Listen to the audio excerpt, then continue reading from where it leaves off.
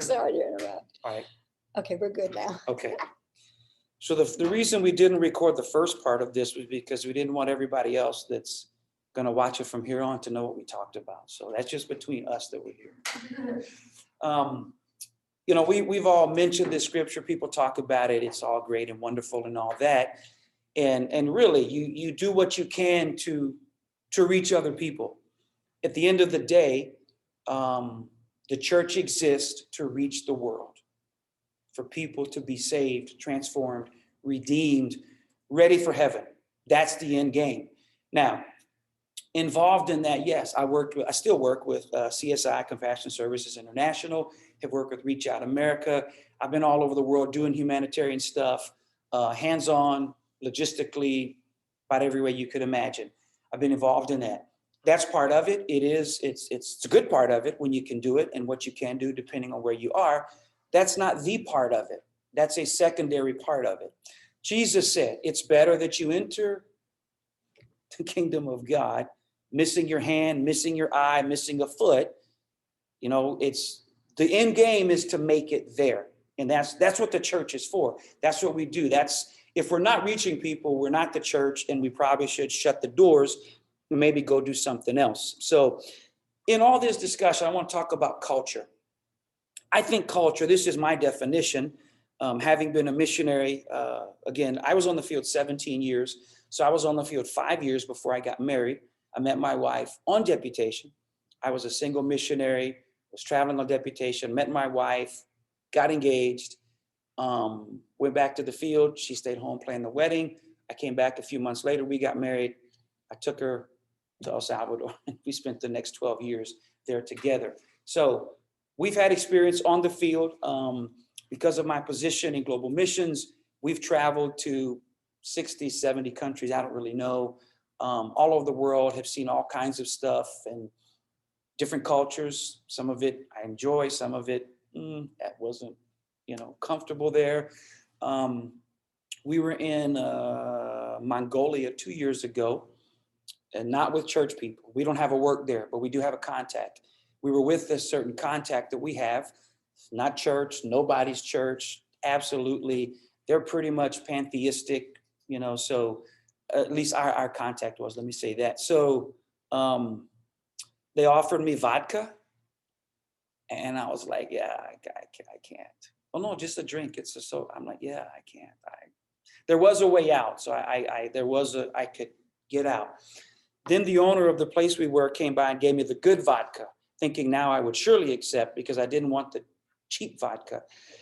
I don't want the good vodka either. I can't do that. So I had my way out. Then they came and brought me it's like an alabaster jar.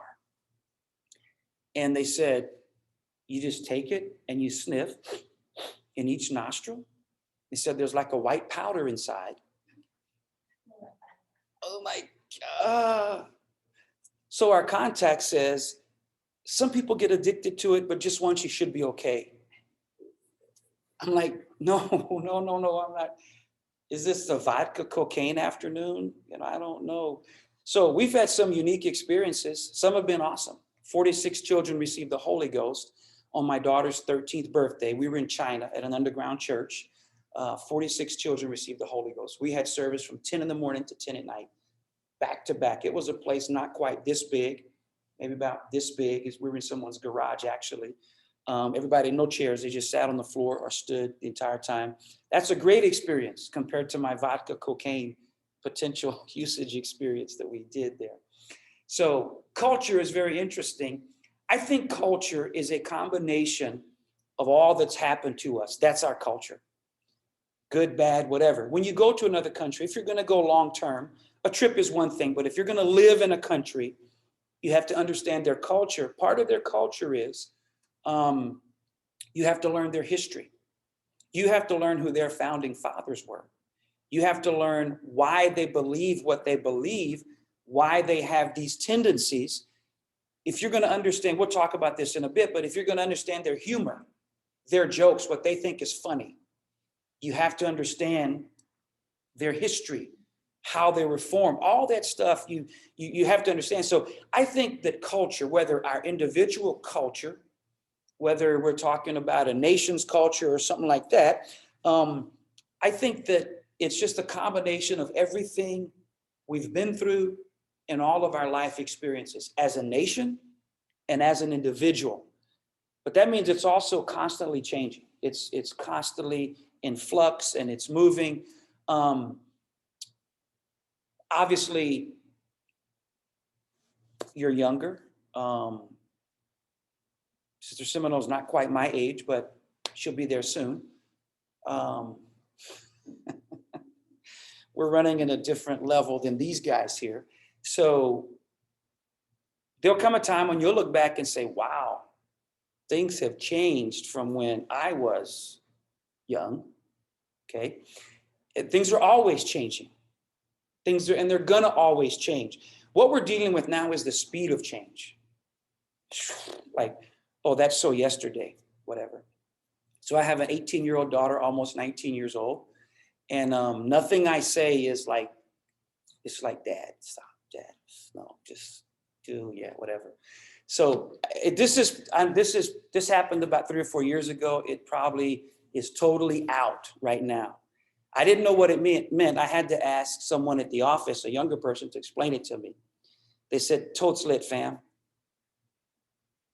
said, what does that mean? What is totes lit, fam? I don't know what that means. Okay, it was explained. It probably means nothing. It's probably so 5 years ago now, but it's constantly, things are constantly. There's only one word, Sister Seminole, that I think it's still, people still use this word. And they've used it when I was young. They used it in the 50s. They use it, the word cool, that's cool. People still use that today. That's cool. That's just like a magical word. It's still here today. Other words have come and gone. Oh, you can't use that.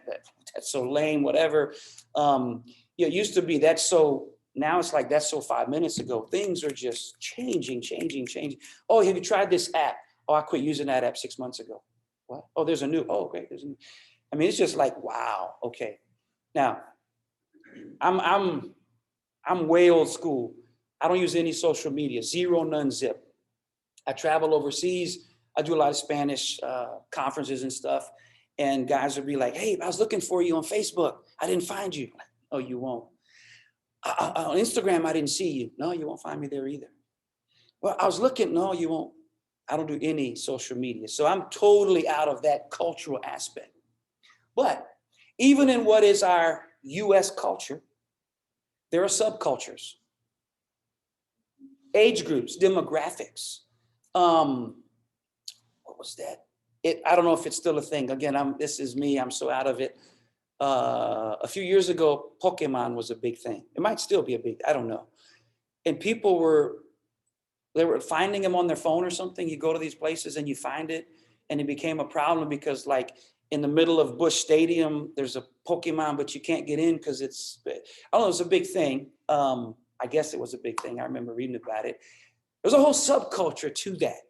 There's a whole subculture to people that collect baseball cards and stuff like this there are subcultures of teams and professional teams, college teams.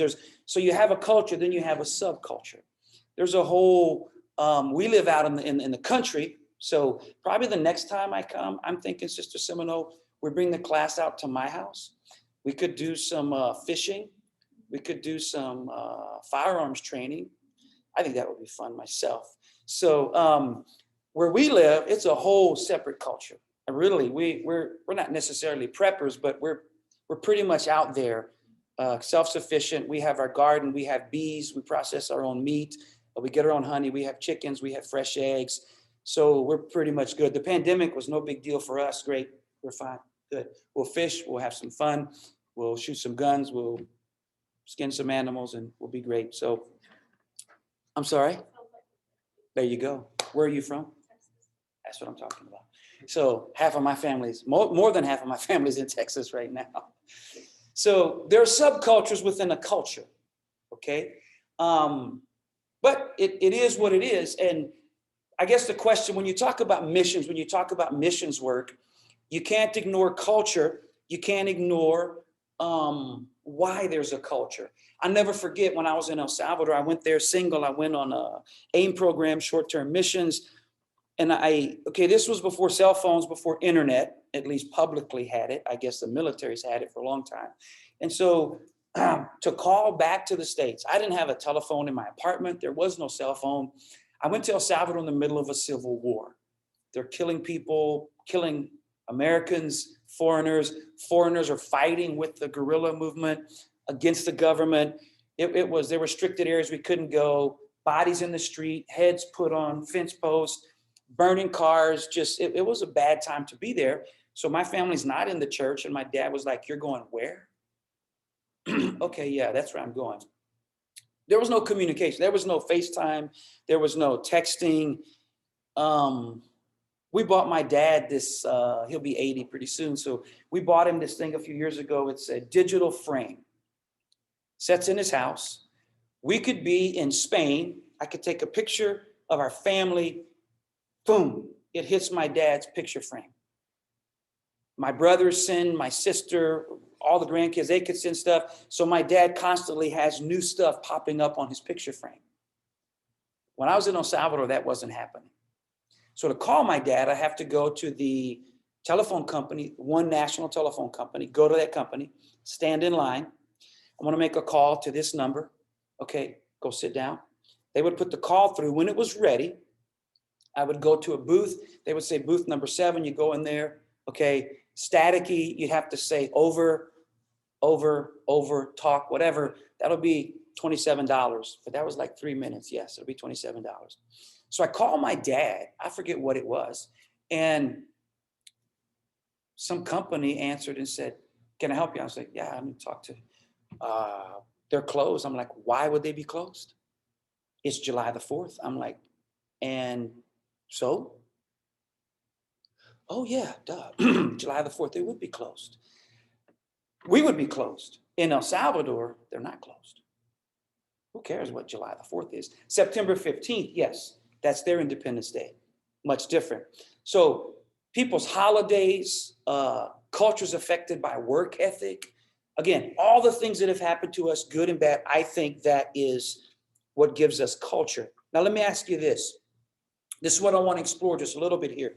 Is there a difference between culture and biblical principles? You can or you don't have to answer that. Take a stab at it.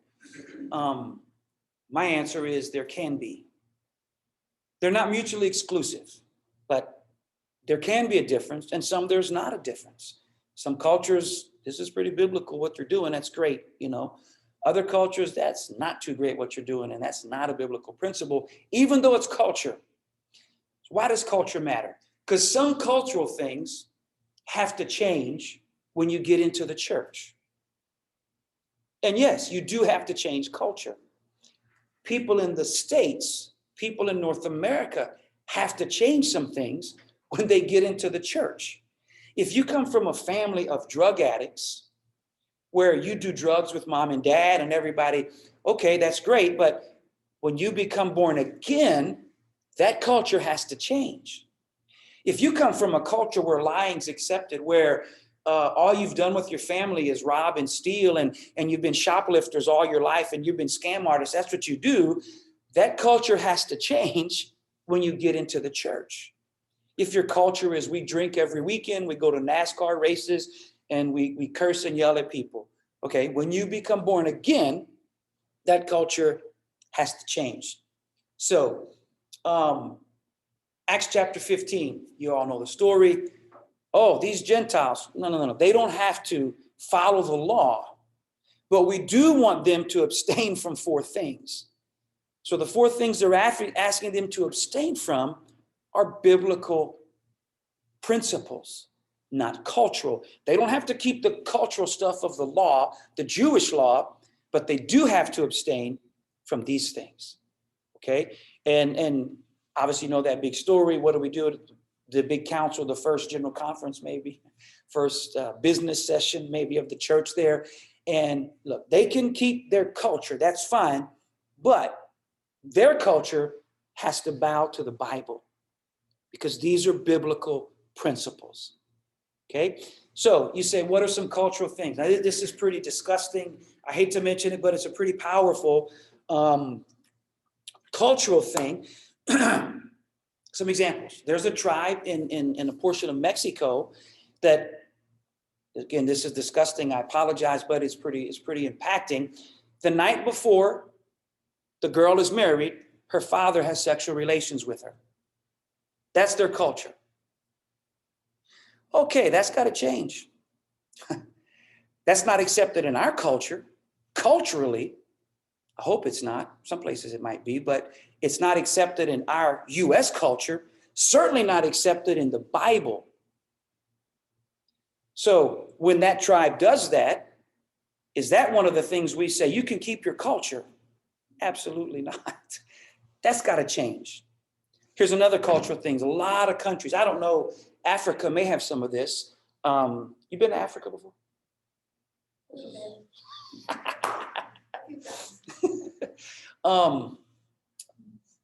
In most churches, the men sit on this side, the women sit on that side. And in the altar, the men pray over here, the women pray over there. That's cultural. The Bible, last time I checked, didn't really have that separation. Is that something we can live with? If you want to, whatever you want to do. Kids running outside, kids, okay, that's not my culture. We, in El Salvador, you could be preaching in a church. They could have a pig walk in. They could have chickens walk in. They could have the kids running, chasing the chickens, walking in. Okay, I'm going to keep preaching, praise God. You know, it's just, that's culture for them. They don't discipline their children. They don't, they're kids. Just let them do what they want to do. Okay, my daughter would have done that once, maybe. And that was it. It would have ever happened again. And she knew that. That's our culture. That's my culture. So we can live with that. So there are some cultural things we can't live with. There are other cultural things, we're not going to live with those. How about this? I mean, this is exciting here. Many of our churches in India, they still arrange marriages. Now, who wants that? Probably not. Can we? Yeah, okay, I guess. I mean, they did it in the Bible. I guess it is biblical to some extent, you know. Some people I know it probably would have worked out better if they'd have done that, because their choice was absolutely, just going to leave that right there. So those are cultural things. So, okay, these are my keys. Who can catch well? Okay. All right, thank you. Get thrown back. Oof. In El Salvador, that was brutal. I wouldn't do this. If we were this, I wouldn't do that. Ooh, no. Because in El Salvador, you throw things to dogs. You hand things to people. They deserve. It's a human being. It's a person. They deserve for you to hand that to them. That's a cultural thing. In El Salvador, if you enter a room, if there's 50 people, you shake everybody's hand. You don't walk in and say, hey, and shake one or two people. You shake everybody's hand. And it may take a while. You shake everybody's hand. You don't leave a room. You would never just, we're done. I'm out. I'm finished. Without saying what they say, con permiso, which is, excuse me. The literal translation is with permission. Like, may I be excused? You always, it's con permiso, and then you can go. So those are some cultural things. Those are some differences. In El Salvador, they're not very direct. They're indirect. Everything is indirect. Everything is indirect. So I would never say, man, I would like somebody get me some water. I'm just joking, but you would say, yeah, I'm glad to see that some of you have a bottle of water that is great. And, you know, for people that are thirsty and like speakers and stuff, it would be good if they could get it. I didn't ask you for, but I'm pretty much hinting. No, I'm good. So it's called, in Spanish, they call it la indirecta. It's indirect. Everybody knows what's happening, but you don't really come out and say it, because you leave people an out. In case they can't give the water, they can save face. And they may say, yes, we normally give to our speakers and all, but today we're out because my mother-in-law needed it and, whatever. So you always have an out for somebody. Saving face is very important. Cultural things are different. It was shocking. It was kind of strange to get used to. You go to a preacher's house, the wife is cooking, making food and everything. You sit down to eat with the preacher. The wife does not sit down. The children do not sit down. The husband sits down, you sit down with your family, and the wife continues to serve and do whatever. I've seen some of the guys in El Salvador. It's cultural. It's just cultural. They'll be sitting down at the table. Here's their cup of coffee. Here's the sugar. They're like, hey, sweetie, could you put some sugar in my coffee for me? Oh, of course. Okay, is that good? Yeah, whatever. I used to mess with my sister-in-law. She's younger than me, so I think she's 52 or 51, and she's single, never been married. And I don't think she's ever gonna get married, but anyway. And I would tell my wife, hey, woman, bring me a sandwich, just to yank her chain. And it worked every single time. My sister-in-law, I would not bring him a sandwich. My wife would just laugh and bring me a sandwich, whatever, even if I didn't want a sandwich. But it was strange to get used to that in El Salvador. I would never, hey, let my wife do everything and we're just gonna sit here and yeah, bring me this and that. But it's cultural, totally cultural. It was funny when I was there as a young person, single, our youth group, we would do everything. We'd go out for a retreat. The guys are playing soccer all day. The girls are cooking. The girls are working. The girls serve the food. The guys eat. The guys go back and play soccer, and the girls clean up everything. It just absolutely was the culture. I told my sister-in-law, she came to visit, I said, well, that's as it should be. Wow. It was fun just to see her reaction. It was awesome. Anyway, all right, let me move along because time is getting away from us here. Let me ask you this question. Is culture shock real or imagined? It's very real. Yes. We had people come to El Salvador. When I was there as a missionary, I worked with over 40 aimers, short-termers, some a month, some 3 months, some a year, 2, 3 years. We had a few missionaries come out. They're still missionaries today, come out from under our time in El Salvador. And so culture shock. You knew it was going to happen. And some people that's made up. That's like people tell me to this day, people say, jet lag, that's in your mind. Yeah, you've never flown. Now, I'm the worst with jet lag. It demolishes me. But I've been to places where I land and I've got pick me up and we're going to preach right now. And I'm like, God, you got to help me because I don't know what's about to happen or come out of my mouth. Wow. My wife, no problem. She's rolling, she's good. And jet lag just floors me. I don't know what it is, but it is what it is. People say it's not real. People say culture shock is not real. It is very real. Some people, their culture shock is they get angry. They get angry with everything. These stupid people, why do they do it that way? Well, because that's the way they do it. Whatever, it works for them. Why do they talk like that? Well, because that's their language. They don't speak English. This is true, but you don't speak their language, you're in their country. Some missionaries say the fivefold ministry. Remember where you are now. You're not home. So what is going on? Remember where you are now. Okay, I'm overseas. I'm in their country. It's great the way they do this. They build buildings in El Salvador, 10, 15 stories out of concrete by hand, hauling pails of concrete. We wouldn't do that here. We would have it prefabbed. We would have big machines shooting the concrete. It'd be done. They got 1,000 guys dumping, dropping. It's literally like ants everywhere. Why do they do that? Well, it's just because it's what they do. We've had people come and try to build churches there, the US way. Eventually they're like, you know what? You guys do your thing. And they don't know what they're doing. And it's straight and it's square. And they don't have all the tools we have here, but they know what they're doing and they get it done. So some people get mad with culture shock. They just get angry at everyone. I don't like the food. I don't like anything. Some people totally just, oh my gosh, overwhelmed. Like, wow. Some people go native. Like they decorate everything in native and they want to dress. And I'm like, just maybe slow your roll a little bit.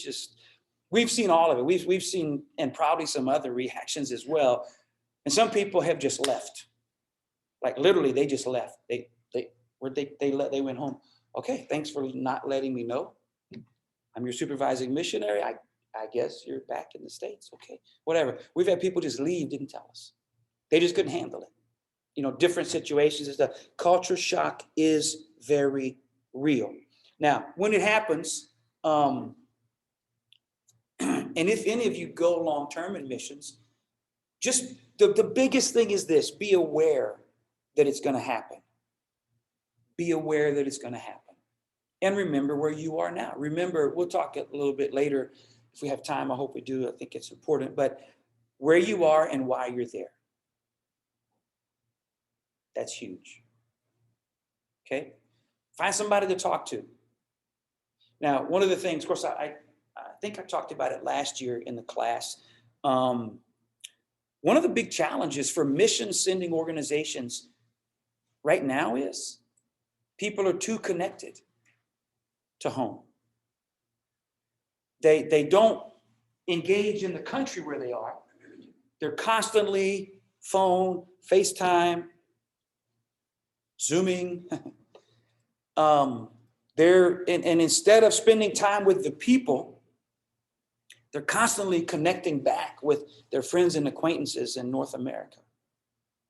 And it's becoming an issue. It has for probably the past 10 years with the Southern Baptists, with us, with the Assemblies of God, with Wycliffe missionaries. I go to meetings and meet with what would be, I guess, my colleagues of those organizations. We have meetings and all every year, a couple of times a year, depending what it is. And they're facing these things, some of them much more than we are. But gonna connect. Find somebody to talk to when culture shock hits. Find somebody to connect with, but don't stay too connected to North America. Remember where you are and remember why you're there, what you're supposed to be doing while you're there. That's a very, very important component, if not the most important component. You have a mission, you have a job, you have a task. Stay on point. Don't allow what they call mission creep. Mission creep. Oh, this is what we're doing. No. This is what, but no. Well, let's not expand. This is our mission. And I realize in our current world, it is what it is. I'm not going to change it. People are very unfocused. People are scatterbrained like never before. People's attention span. Oh my gosh. Like, seriously, can you put the phone down for a minute? No, it's like an appendage. For some people, I'm like, you're going to have issues. You already have issues. You're going to have worse issues. I try to tell my daughter, I hope she listens to me. I don't want to get the phone call. She's had an accident. She was texting. If she's alive after the accident, I will slap her upside the head. Then I will kick her into the lake. Then I will drag her out and pray for her from the damage I've done.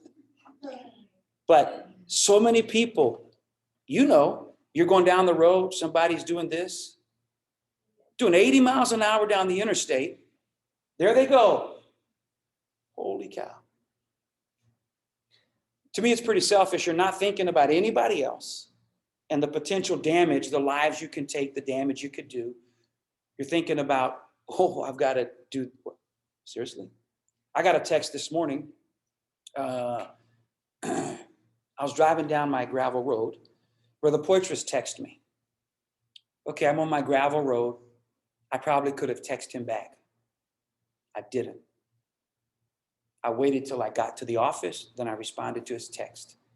If it's a serious text, if I see it pop up and, Brother Slayden, it's an emergency, please call me. I could hit the thing on my car, call, and I will call. Hands-free, whatever. I'm not going to do the texting thing. I'm not going to do that. The problem is the attention span with people, the focus of people to stay on this. When you get involved in missions, you have to have a focus. And if you're not focused, if you don't know what you're doing or why you're there, you're not going to accomplish your mission. And it's a mission. And there is something you want to accomplish. There should be measurable goals to what you're going to do. If your goal is only to improve my language skills, great. You need to do that. Not just be there and have fun, and I saw 5 different historic monuments, and I'm ready to go home. Maybe you consider that a worthy trip. Maybe that was your goal. Okay, you accomplished it. But you need to have a mission. You need to stay focused on the mission. And knowing where you are and why you're there will help you. Okay, let me share with you some things that that I faced when I went to El Salvador. It wasn't the same as far as cleanliness, hygiene, living conditions. I lived there for 17 years. We never had air conditioning in our home. We never had it. We had ceiling fans. Was it hot? Absolutely. It's a tropical country. It is a tropical country. It's hot year round. The middle of winter, like deep, dark December, 1st of January, it probably gets about 65 degrees with the wind chill at night. People actually have like the big puffy coats on. They have stocking caps on. Like, wow, seriously. Because it's a tropical place. Really, San Salvador right now, I could look up the weather. I don't know what it is. San Salvador is probably 95 degrees today. We loved it. We could go to the beach all year long. It's beautiful. Can't do that. There's no beach here to go to. You can't do that in this neck of the woods. I mean, especially not right now. So it was different. No AC. Yeah, it was really different thing. You don't realize how dirty it is till you leave and come back to North America. Then you're like, whoa. The El Salvador mentality, throw stuff out the window. Absolutely doesn't matter. Throw stuff from your house out on the street. It doesn't matter. There's everywhere. The poorer parts of town, there's open sewage running. Yeah, just watch where you step because it will get messy and will get ugly. The hygiene of people, some people, because they're poor, they don't bathe every day. First of all, they don't have water every day. They catch rainwater when they can. Let me tell you what, you want an exciting experience, do a foot washing in El Salvador. On a Wednesday night, when people have been working all day and they haven't bathed in 3 days. Now, we had one short-term missionary with us. She already had a problem with feet. She couldn't look at people's feet. She couldn't touch people's feet. We had foot washing. Yes, it's humbling. Yes, but that's the point of foot washing. You don't wash somebody's foot standing up and, hey, how's it going? Yeah, it's awesome. You know, you do humble yourself symbolically, and you humble yourself. You get on your knees, you go, that's what it is. And we had to change the things of water pretty rapidly at the church there. We had a church of 1,300 people. On Wednesday night, we could only have about 450-ish. That's all our church would seat. We had multiple services on Sunday. So you got 400 people doing foot washing on a Wednesday night. It was awesome. It was interesting. But those are some cultural things. Okay? In El Salvador, lying is accepted even in the church. You could lie. if it saves face and if you don't hurt somebody's feelings. I know you're lying. You know that I know you're lying. Okay, how are we going to get around this? It's just different. So there were some cultural things that were adjustments for me. El Salvadorans, and they joke about it. I preach for a lot of guys Spanish guys in the U.S. I was in Maryland, D.C. The week of the inauguration. That was interesting to be there. With the Spanish church there, did 4 or 5 services with them. I was somewhere just before that. I was in New Jersey with another friend of mine from El Salvador who pastors there. I visit a lot of Spanish churches in North America. Even the ones in North America, most of them do not start on time. Time is a suggestion, starting time. I learned when I first went, I used to get frustrated because they would invite me out to preach our church in the country. I say, what time? 3 o'clock. All right. I get there at 2:30. The pastor is laying in a hammock. Okay. It's hot. It's tropical. It's hot. He don't have no AC. It is just hot. Brings me coffee. We drink, which I like coffee anytime, so I'm good with that. We're drinking coffee. It's like 3:15. I'm like, you mentioned 3. He goes, well, people should start coming around 4. Okay. And we'll probably start at 4:30ish or 5.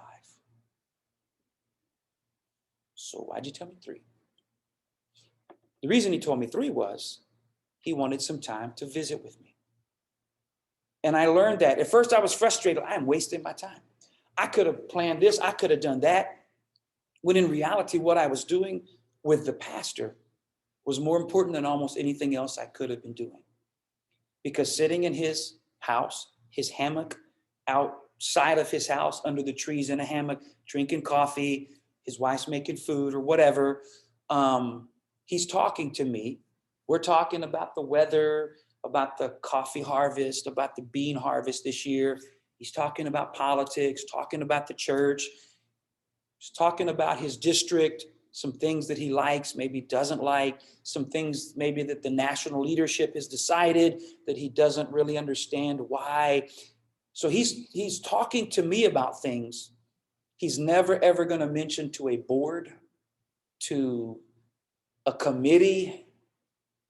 And so what I learned was when I would go to those trips and get there 2 or 3 hours early, I had the pulse of the ministry in El Salvador. I knew what those guys were feeling, what they were thinking. Which helped when we made decisions on the national board level. I could say, look, I'm not sure this is going to be well received. And this is why. And I would never violate confidence. I'm not going to say, because he told me this, and no. Look, in my dealings with the pastors, I think this is probably. And so it helped. And all of us did that as national leaders. So time doesn't matter to most Hispanics. Pretty sure to Africans, time's kind of a suggestion, Europe is different. Europe is like, okay, start at 3. Well, at 2:47, we're starting. Okay, whatever. Rest of the world, pretty much, yeah, we're good. Whenever. South America, it's a suggestion. Those are cultural things. Those are cultural differences. We can live with cultural differences. It's the biblical things that now we have to figure out how we address this. Again, the thing of lying, the thing of you have to be very careful. You don't want to offend people. You got to be very careful with that. So there's just a lot of cultural differences. The food is different. Everything is different. You can deal with those. I love the food in El Salvador, by the way. For me, it was like, I'm from Louisiana. We ate red beans and rice all the time. We ate everything that didn't eat us. We ate things that would eat. We ate alligators, so I guess we did eat what would eat us. So we ate everything. In El Salvador, they said, we're so sorry, all we have is beans and rice. I'm like, yeah, bring it on. I'm happy with that. Chicken, they have a thing called pupusas. Awesome, beautiful, wonderful. I love pupusas. Food was great. The cow stomach wasn't too great. I don't like the sopa de pata, which is cow foot soup. Yeah, it's just got a little wang to it. But hey, for the most part, everything was good. The goat was good. The other stuff was good. So the fish, the shrimp, all that stuff. We have a coast, so it was great. That's the food I was raised eating, so we're good to go. Bean soup, yeah, that's no problem here. Other places, yeah, the food. China, the food was disgusting. It's not PF Chang's, trust me. It was terrible. I hate mushrooms. I despise mushrooms. However, I will eat anything you put in front of me. The first time we sat down in China for a meal, they gave me a big thing of mushroom soup. Thank you. My wife was just looking because she knows. I'll eat it. I will herd it down, but praise God. Kyrgyzstan was different. Do you want the eyeball of the goat? No, I don't. I'll pass today. Do you want the sheep's brains? No, I will defer to you because I care about you so much. You could have them today. Yeah, it was a little different there, but praise God. Do you want fermented mare's milk to drink? That's all we drank for about a week. Oh, holy cow. It was interesting. So culture, yes, obviously differences, cultural things we can deal with. Biblical things, well, if culture conflicts, I was thinking in Spanish for a second, but if culture conflicts with the Bible always wins. Now, I'm not saying just apply that to overseas. I'm not saying just apply that to the field we're going to go to one day or the other people. Apply that to us. Apply that to yourself every day. The things you do they always line up with the Bible? Or do some things that I do conflict with the Bible? If they do, then the Bible's going to win. And I have to back out. I have to, I'm going to skip a lot of stuff here, but I have to back out and say, this has to bow to the Bible. No matter if I like this, if I want this, if I've been doing it this way, this has to acquiesce to the Bible, because the Bible, we have to live according to the Bible. If we don't, we're just making stuff up as we go, and that's never good. It's never a good thing. I'm going to segue in just a second. I'm skipping like 3 pages here because I really want to get into something that I want to kind of apply this. Okay. Any questions on what we talked about on culture, anything like that? Okay. I realize we have 25 minutes left. I'm going to hurry here. I want to, okay, try to do that. Try to get into this. Okay, so I'm gonna call this part 2. So we realize that no culture is perfect.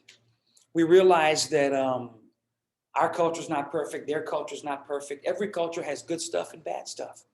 There's acceptable stuff and not acceptable stuff, and Bible stuff and non-Bible stuff. Everything has that. What you also should realize, you will offend people when you go overseas. Okay? But even if you offend people, let me say this, and it may not make sense, but if you offend people in love, it's accepted a whole lot better. So you can say things that are offensive, not meaning to be, and your demeanor and how you say it, if you're trying to speak their language. Look, I told them that I was pregnant in Spanish. I'm glad they didn't believe me, but I said I was pregnant. My wife said she'd been married 5 times. She meant to say 5 months. She said 5 times. Yeah. Instead of 5 meses, she said 5 veces. Like, okay, kind of young, but wow. All right, there we go. And I said I was pregnant because the word for pregnant is embarazado.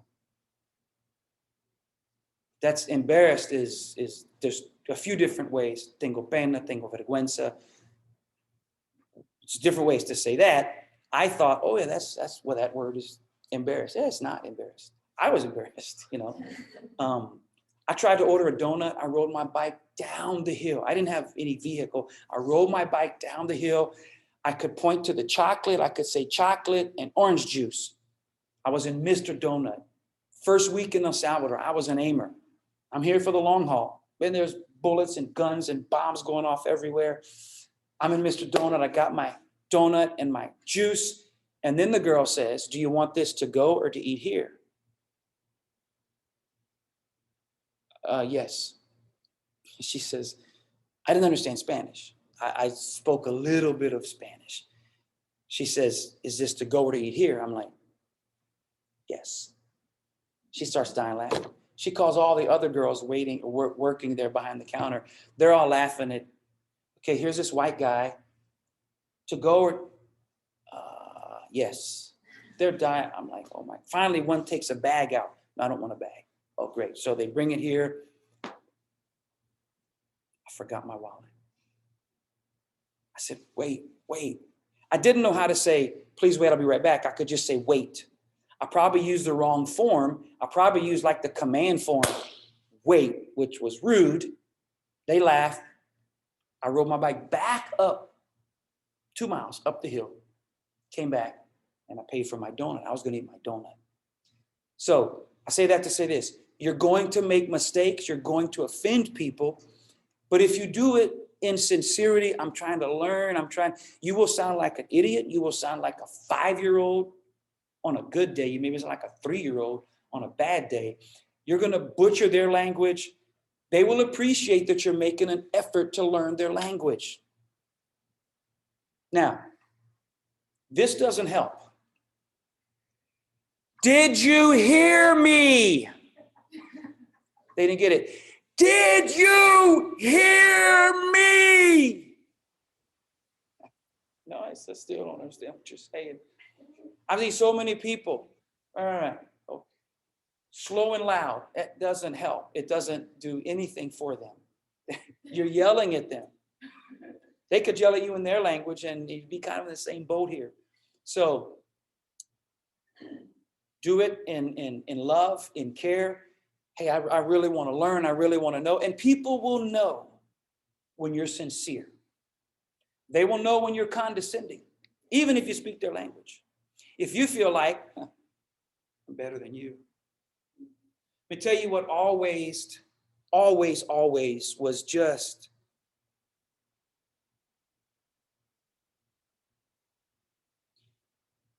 I would visit pastors in their huts this big. They live in a room behind the church, literally this big. And they sleep on a hammock. The kids sleep on the floor. I mean, just that's it. That's wherever. I would visit them and they would just, I can't believe our missionary has come to our home. I can't believe our missionary.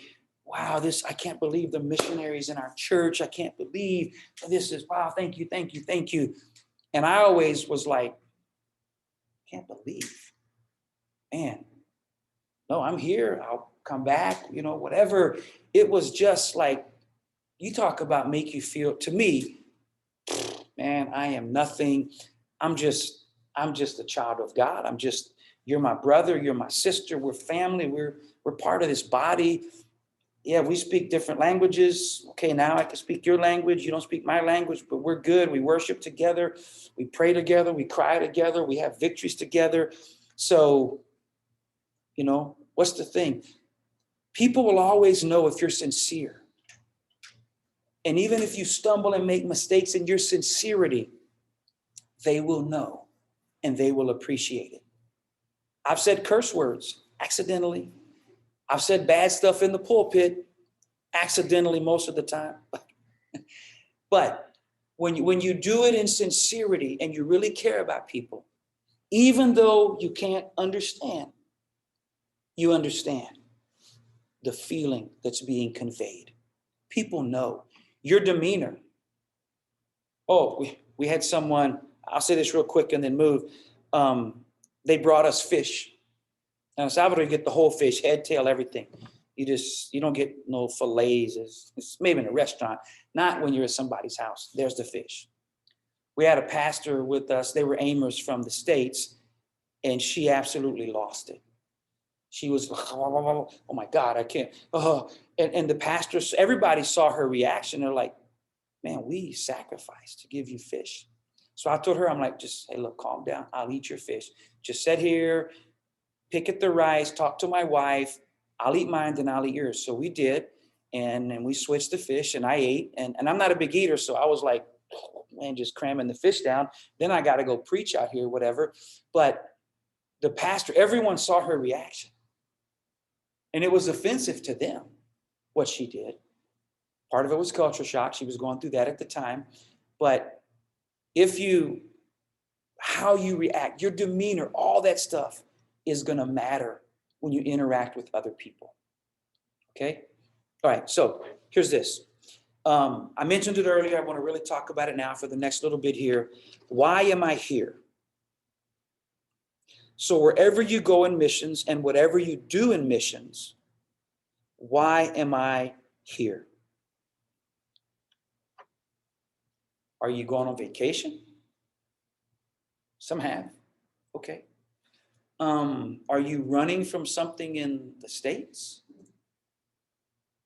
I've had people tell me, man, there's so much trouble here. I'm going to be a missionary and go. Oh, no, that's the worst thing you could do. We had, unfortunately, man, one of the dumbest things I've ever seen happen. We had a missionary couple. And they got divorced. They're no longer missionaries. All out fist fights. Husband and wife, like beating each other up. On deputation, mind you. We got calls from pastors like, holy cow, whoa, we start investigating. Yeah, they're separated, they're divorcing.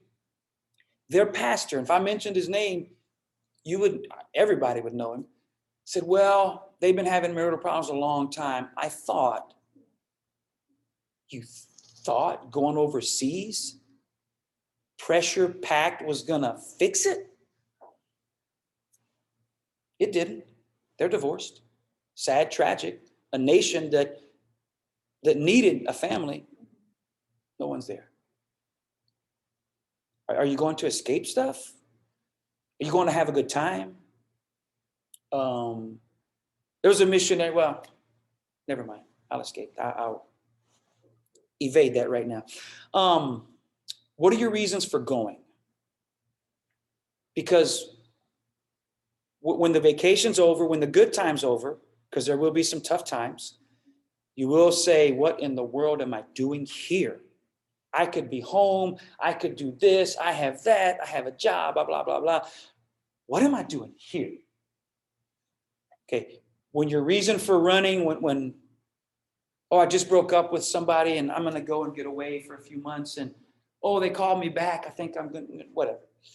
Okay. When all those reasons are gone, unless number one, God has called you, not that you have a burden, but that you're called. There's a big difference. You're not going to stay. You won't stay. You won't be there long.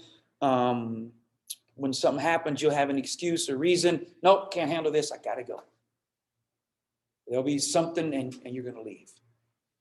Everybody has a burden. Everybody should have a burden for the lost. A burden doesn't mean you're called.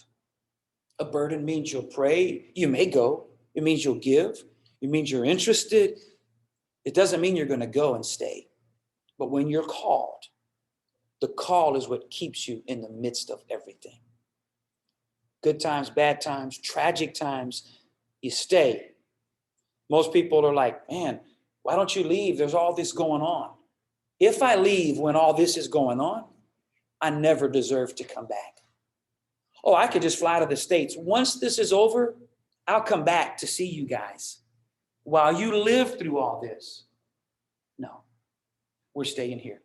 We're not leaving. Civil war, earthquakes, tornadoes, unrest, doesn't matter. Tsunamis, we're staying. We're with you. It's the only way you ultimately win the hearts of people is to be with them and to go through things with them. You pray for their children. You go to their house at 2 a.m. and pray when there's emergencies. You're at their weddings. You're at the presentation, what do we call that? Dedication, baby dedications of their children. You bury their parents. You're there at all those things. Then you will gain the confidence and the trust of the people. And it doesn't happen, hey, took a trip. Great, that's awesome. I took a trip when I was at Bible college. That's what got me started. Took 2 trips, actually. And that's what got me started in missions. But if you're going to do anything long-term, you've got to stay and be with your people. And the purpose, we mentioned this at the beginning, the purpose of the church, the purpose of the missionary is to win souls. Is to win souls. Everything else is secondary. You can do this. We had schools, we had clinics, we had printing presses, we had and it's great, awesome, wonderful, Yahoo. But if all of those things are not reaching people, all you're doing is establishing some kind of business or something overseas. Well, anybody can do that. It's about reaching the lost. And yes, you can reach the lost through a clinic, through a school, through a printing press, through a bookstore. All those things can be used. They're tools. But the job is to reach the lost. And again, I know it may sound cliched, but the only thing that will keep you is your call from God. Your call affects your attitude, your willingness, your submission. Well, I don't want to do that. I didn't ask if you wanted to do it. Just do it. Well, no, you just do it. I don't like that. Well, yeah, I don't like a lot of things, but you do them. And some things you will be put to the test. They'll give you things to do to test your response. Yeah, absolutely. Absolutely. How do you respond? Our response says more about us than anything else. How do we respond? Now, nobody raise your hand, and just don't raise your hand. Most of us consider ourselves to be servants. Very few people appreciate being treated like a servant. Get that for me. What? Go do that for me. Watch your kids. I'm a preacher. I don't watch kids. Watch my kids. Babysit? I'm not a babysitter. I'm an evangelist. Today you're going to babysit. Wash your car. What? Take this pastor to the hospital. I'm not an ambulance driver. I'm an evangelist. Not today, you're not. And obviously you learn through ministry. What you do in the pulpit is the very tip of everything else you do in your life and your ministry. And when you have biblical authority in the pulpit, it's because you're submitted to your leaders. And the Bible's very clear, what you reap, you're going to sow.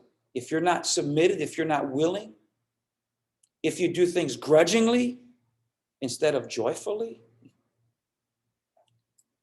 you're not going to have authority in the pulpit. You're not going to have authority when you teach.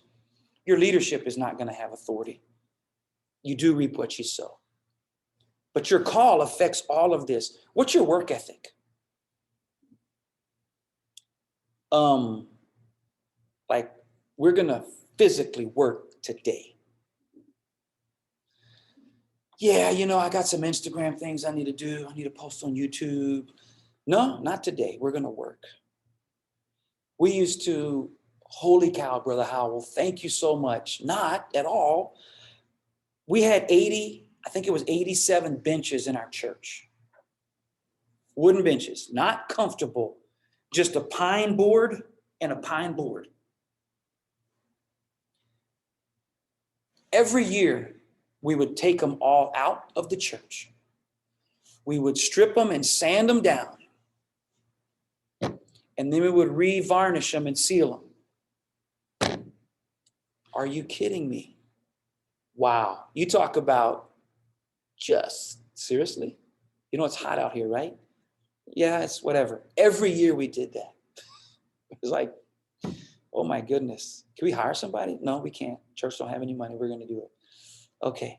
We painted walls. All that crazy stuff. Your call will affect your work ethic. Let me tell you something that, and I don't know you, I don't know your backgrounds or whatever. Don't be lazy. Don't be lazy. My daughter's not lazy, but she is 18. I get up every morning between 4:30 and 5, sometimes earlier. I'm an early riser. That's what I do. And because of where we live and how we live, we heat our house purely with firewood. We don't run the furnace. We have a heater. We don't run it. We have wood stoves that we heat our house with, which means I have a lot of firewood cutting to do and splitting and stacking and all this.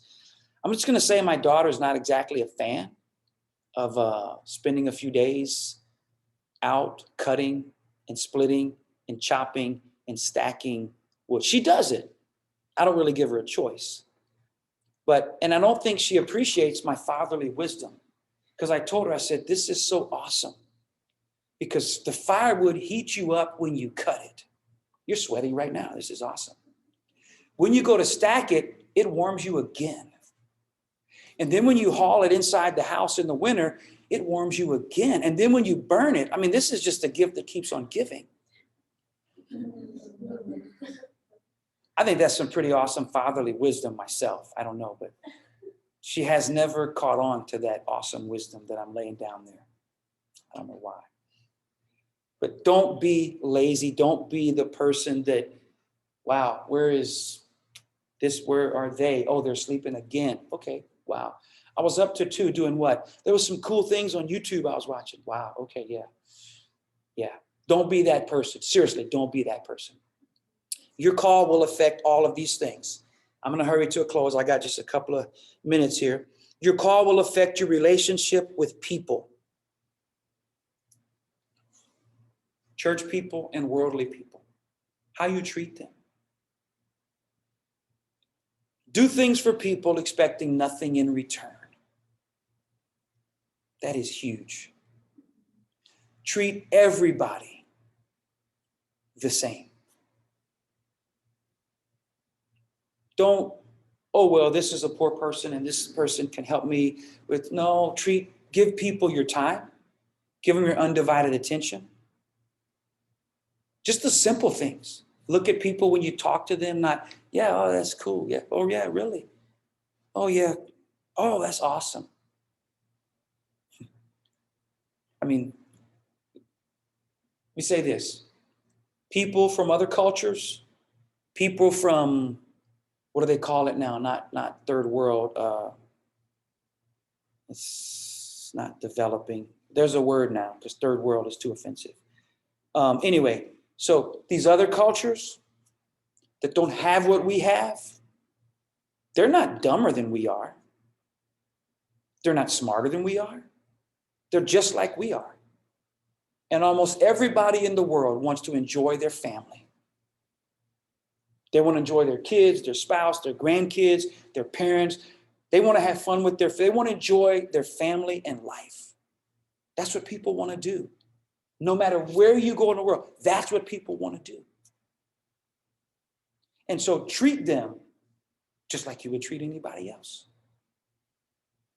When you witness to people, oh, well, you don't really understand anything about the Bible. Let me help you. Let me tell you this. Most of the people in my local church in El Salvador are way more versed in the Bible than 90+% of the people in North America. They have church 6 or 7 times a week. They sit home and their entertainment is reading the Bible and discussing it. Yeah. They don't play PS4 or 5. I don't know what they're up to now. They don't play, man, I said it wrong the other day. My daughter, she has a Nintendo thing. It's movable. She can switch. Is that right? Switch, maybe. Okay, she's got a Switch. They don't do the Switch. They don't have that stuff. Yeah, they go to their mud hut and they read the Bible. They talk about the Bible. They study the Bible. That's what they do. We had preachers come. Well, can I preach this deep subject? You can preach anything you want to preach. They will understand. So don't automatically go, oh, well, these people, I'm going to have to dumb it down for these little native people. No, you don't. Treat people with respect. Treat people with dignity. You may walk in somebody's house, they have a dirt floor. All right, I'm going to close here. They have a dirt floor. They don't even have windows in their house. They put up cardboard or plastic so it doesn't rain inside. If they offer you food, absolutely eat it. Thank you so much. This is awesome. This is great. Because it probably will be. But don't treat them like, oh, well, you're less than, you don't know where I come from or what I'm accustomed to. Remember where you are now. Remember why you are where you are now. We're here to reach people. We're here to expand the kingdom of God. And if we're not doing that, and God forbid that our attitude, God forbid that our haughtiness or our, I'm a little proud, would turn people away from God and cause them to not come to church. Wow, that's not what we do. That's not why we go. That's not why we're sent. We go to reach people. So culture, absolutely. Different, yeah. I could sit up here for hours and tell you stories from El Salvador, from around the world of things that have happened, experiences we've had. But yes, very real, very different. But we always operate in biblical principles. And the reason we go and the reason we do when we face all this culture, we have to filter out. Culture's okay, against the Bible's not. We got to work on that. This we can deal with even if it's not normal, because we are sent and we go to reach the world with the message of Jesus Christ. I'm going to close. I got a minute or so left. Any questions? You can have some. You don't have to have any. But if you do, yes, ma'am. You mentioned how you went on training for like 5 years at first. Mm-hmm. What advice would you have to like understand the culture of the place that you would be going before you go? Like the resources, like what you do? Depending on where you're going to go, obviously, again, when I went to El Salvador in 1987. Who was born before 1987? Yeah, that's what I'm talking about.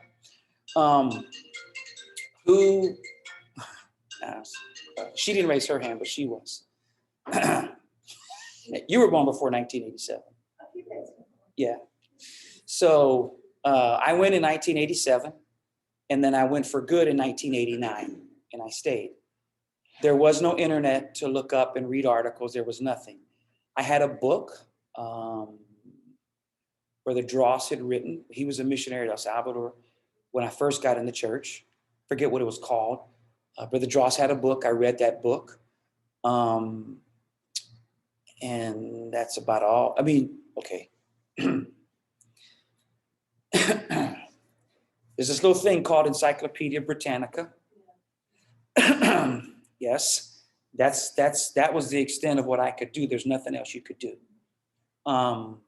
Obviously, today you could look online. You could look. It's called the CIA World Fact Book. It actually is put out by the CIA, but it's a world fact book. Every nation in the world, statistics, culture, geography, language, money, history, why their colors and their flag, everything you could imagine about those countries. So you have that. You could go to YouTube and you could look up, I want to go to Gabon, and you could YouTube videos on tourism, on city. Wow, everything. What do they speak? Wow, all that stuff. You could do that nowadays. And depending where it is, talk to the missionary. What can I expect? People would say to us, where am I going to live? Okay, well, if it's a single young lady, we had at our place, we had I guess they called it a mother-in-law apartment, probably 100 yards behind our house. We lived up. I'm not a city person. I'm always looking for the country. I hate the city. I feel claustrophobic and whatever. So we moved up on top of a mountain in El Salvador, overlooking San Salvador. We were in an old coffee plantation. So we had a pretty big piece of property there. And in the back, that's where we had the mother-in-law apartment. And we would put young ladies there. We could put up to 2, could stay there. Others, we'd have to find them apartment. We didn't really put them with church people. We tried that a couple of times. It never really worked for the church person or for them. It just, there were some issues, you know. Some did. Some had already met people. Okay, you can stay. I don't care. You're an adult. Stay with them if you want, you know. But I would do that. I would talk, you know, get as much research as you can and talk to the missionaries when you can and see what they would have to say. And in some places there is no missionary, so talk to the regional director or, you know, call us at headquarters or come by the office. And depending on where it is, we probably have some information on it. So absolutely. Anybody else? All right. Thank you for your time. Appreciate it. Absolutely. So good. Did I ever cover, teach you guys how to spell missions? Oh, yeah, it was word, How do you spell it? W-O. W-O-R-K, that's right. And one other point, Yeah. I just want to mention, this has been really, really good. When you go to a place where there's already missionaries there and they've been there a while, listen to them. Absolutely. It will save you. So they really know what they're Yes. And what they say that the average man learns from his mistakes and a wise man learns from the mistakes of others. Yeah, absolutely. That's why you read books. Thank you all.